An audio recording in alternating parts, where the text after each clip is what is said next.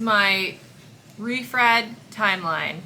The year is 2020. On August 26th, I sent my REFRAD into the Battalion S1 for the BC signature. She sent it to the battalion commander on August 31st, and she never got a signature, so she ended up just sending it to brigade anyways. She said that it was just a courtesy to send it to the BC. So now we're at September 15th. That's the last day of my command where I deactivated a unit, but I still had a bunch of equipment, so I was still in the same brigade taking care of all the loose ends from the equipment. And my battalion commander changed out, and he was the only person that really supported me. And my brigade S1 also spoke with me at the change of command for my battalion commander and tried to convince me not to get out of the Army. And then October 7th, I sent an email to Branch to see if I could take any recruiting position that was available. There were 3 recruiting jobs open in various parts of the East Coast. He responded on October 8th, the next day, telling me that I was not a 2102 mover and I'm still a 2201 mover. He said in order for me to change my YMAV, I would need acknowledgement from my brigade commander or my brigade S1 that they understand that I can move. I responded telling him that I had no such acknowledgement from brigade that I could change my movement cycle, and let him know that I was working on an interpost transfer. So in the email I put that the first cav patch weighs heavily. On October 28th, I had my senior raider counseling with my brigade commander, which I affectionately call my final boss battle. He asked me if I was gonna stay in the Army. I said yes, and then he gave me a very good evaluation. So that's kind of, I knew that was going to go that way. That was like the first thing that he asked me was if I was going to stay in the Army, and I wasn't sure. You know, I didn't lie, but I wasn't sure. I was keeping my options open. On 24 November 2020, I received my 4187 to finally move to the other brigade on Fort Hood right before Thanksgiving leave. Immediately went to a CTE for 2 weeks and took over as the Alpha Detachment OIC. During Christmas break, I was working a lot. I didn't take any leave because I had nowhere to send my leave forms to. So I was the only person in my unit that wasn't on leave, and I really had no idea what I was doing. So there was still a lot of mission stuff going on, but I had no idea what I was doing because this unit was completely different and very nuanced from any other mission that I was familiar with. It was like not tactical at all. Nothing to do with logistics. On January 4th, I tested positive for COVID, and at some point over the next 10 days, the battalion commander called me to ask how I was doing, but also to really ask how I was doing. He knew I came out of a really hard unit. I basically primed him up for the REFRAD talk, but I think he was actually priming me up for the conversation that he knew was going to be coming anyways. On January 12th, the battalion XO told me to update the officer slate. I didn't respond right away because I had COVID. And then on January 14th, I returned back to work after 10 days of isolation, and the battalion commander asked if I was going to REFRAD, and I said yes, and he was very supportive of my decision. On January 19th, I responded to the battalion XO, the email saying that I was going to REFRAD with an ETS date of January 31st of the following year. Also on January 19th, I reached out to the reserve counselor again to request an updated reserve counseling memo, since I was going to have to build this REFRAD memo or the REFRAD packet from scratch with all new letterhead and signature blocks is really all it took. So with an ETS date of January 31st, the next day she provided me with an updated reserve counseling memo. On January 22nd, I submitted my battalion level REFRAD to the battalion commander and the battalion S1 with a proposed timeline of my entire transition. On January 26th, I received my battalion level REFRAD memo signed by the battalion commander, and he also told me he already told the brigade commander that morning. On January 28th, my battalion S1 sent my brigade level REFRAD memo to the brigade S1, and on February 8th, I started reaching out to the Career Skills Program Manager about the different internship options. I didn't do anything with this information yet. I only spoke with other colleagues that were on their own internships already. I was learning the differences between hiring our heroes and CSP internship, but not talking to an actual coordinator, just learning from those who were actually in those different programs at that time. Nearly a month later, on February 21st, the Brigade S1 sent my packet to the transition services on Fort Hood. And on March 19th, I got an email from Miss White at HRC, who is in the Officer Separation Department. She wrote to say that I still owe time on my GI Bill Transfer of Education Benefits, TEB, and that if I wanted to revoke that TEB, then I had to, do XYZ to revoke that TEB. But if I didn't want to revoke that TEB, all I have to do is submit a DA 5691, which is a reserve contract. So on March 30th, I reached out to the reserve counselor on base to get contracted for the reserves. I was before my 180-day window, but she let me sign up for a unit anyways. That way I can continue the HRC process. And then on April 6th, I participated in the Transition Assistance Program, or TAP, teleconference that was supposed to last a couple hours, but it only lasted a couple minutes because the call got cut out. On April 7th, I submitted my DA 5691, which is the reserve contract. I submitted that to HRC so that I could keep my GI Bill Transfer of Educational Benefits, and I CC'd the Fort Hood Transition Unit. Later that day, I also submitted all my certificates for the Transition Assistance Program, which were all done online.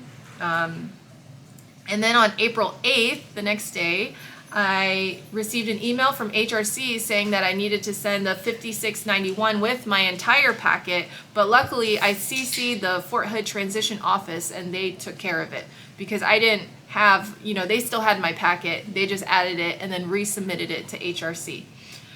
On April 14th, I got an email from my branch manager saying that the marketplace was going to open the next day.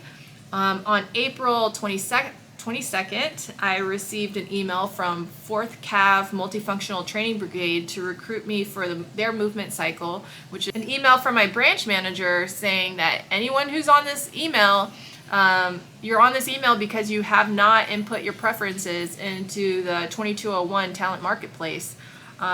I responded kind of sarcastically, letting her know that my REFRAD was with HRC, but otherwise please send me to Japan or Hawaii. And then I was like, thanks. And then she responded smartly saying that she doesn't dictate my assignment, but that my participation in the marketplace does. And if I wanted these locations, then I needed to work for them or track down my REFRAD packet. On May 11th, I emailed Fort Hood Transition Office and HRC to ask for the status of my REFRAD packet. Ms. White at HRC responded that she was still sorting through the packets that were received days before mine. On May 12th, I got an email from 25th ID BSB XO asking if I wanted to interview for a command position, hard pass.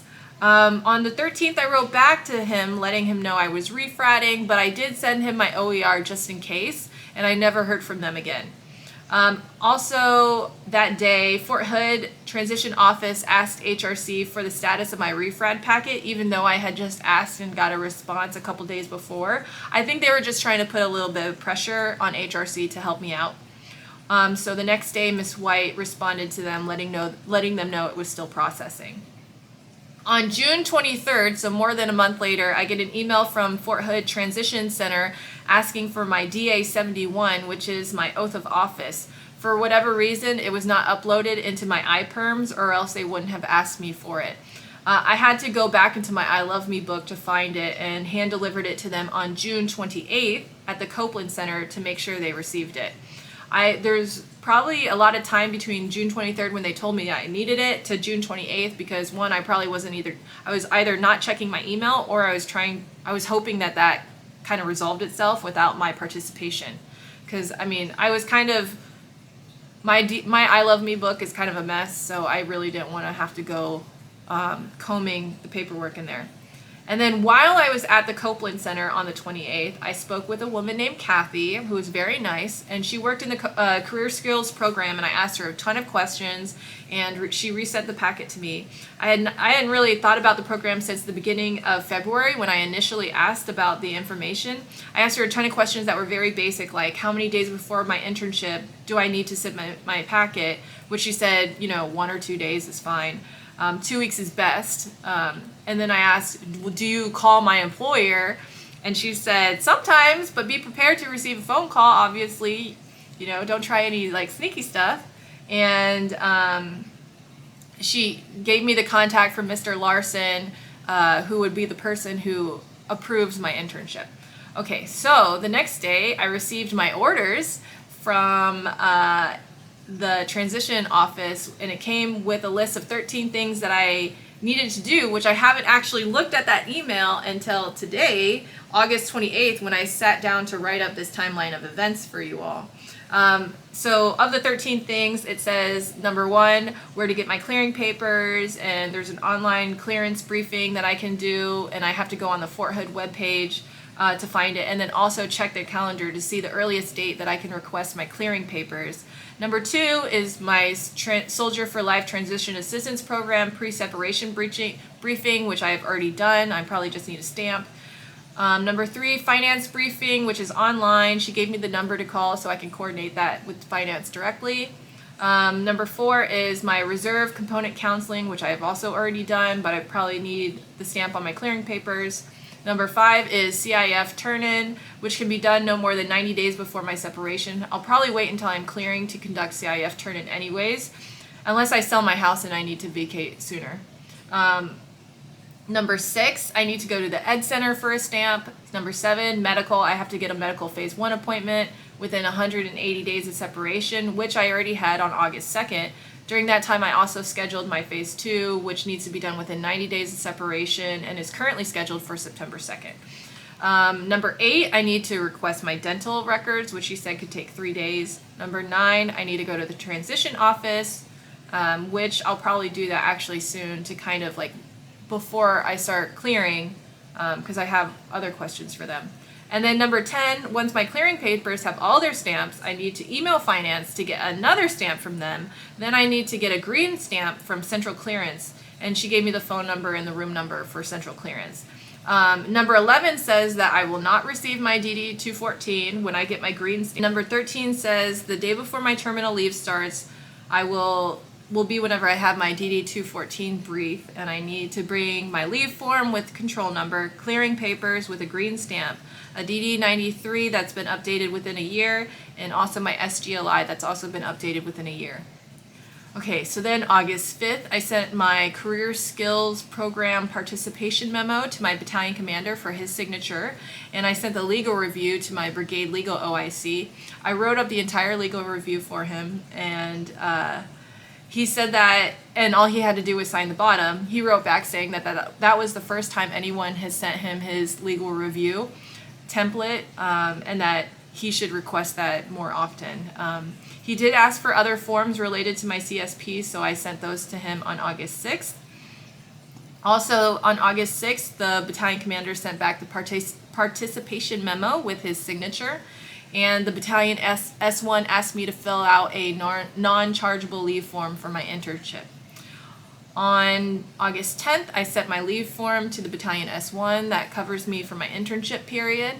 And on August 11th, the reserve counselor asked me to give her a call, but I didn't read that email for a week, and I called her on August 16th. August 12th, I received my internship legal review back from the brigade legal OIC with his signature. On August 16th, I called the reserve counselor back, and she said I needed to find another position to contract to since the last position that I had on my contract was filled by somebody else. So I started making phone calls with the reserve unit contacts that I had, and spoke to the HHC commander for that unit about TDA positions that were with his TDA, and then also another TDA that was an IMA sort of gig. On August 17th, I got my DA 31. On August 17th, I got my DA 31 back, signed by the brigade commander or the battalion commander. On August 18th, I continued communicating with the reserve unit to find a paragraph and line number for my contract. On August 20th, Friday, I submitted my entire complete internship packet to Mr. Larson, who is in charge of the CSP program. And Monday, August 23rd, I got my internship packet back from him with his signature, and he just said, "Good luck on your internship." That same day, I forwarded that packet signed to the Battalion S1 so that they can track my progress. And then on August 26th, which is today, I spoke with CW5 at the unit that I'm trying to go to help me find a position in his TDA using the HRC vacancy tool. I typed in his UIC and we found a single position for a major that I qualify for. So I wrote down all that information. He said to send my last 3 OERs, my military bio, and my SRB. He said he and his colonel will vet me for that position, and if they choose me, he will submit a DA 4651, which he said is a reassignment transfer document for HRC to cut my orders to join his unit. He said reserve counselors can try to get me assigned to his unit, but if he sees my orders without his involvement, then he'll just delete them. And so I need to make sure that he's the one who's actually quarterbacking this move. And he also said for me to be super patient, which is really tough for me to do. Jesus, take the wheel. So that kind of covers where I am at from the beginning of my process to now. Covers me from whenever I originally considered dropping my REFRAD.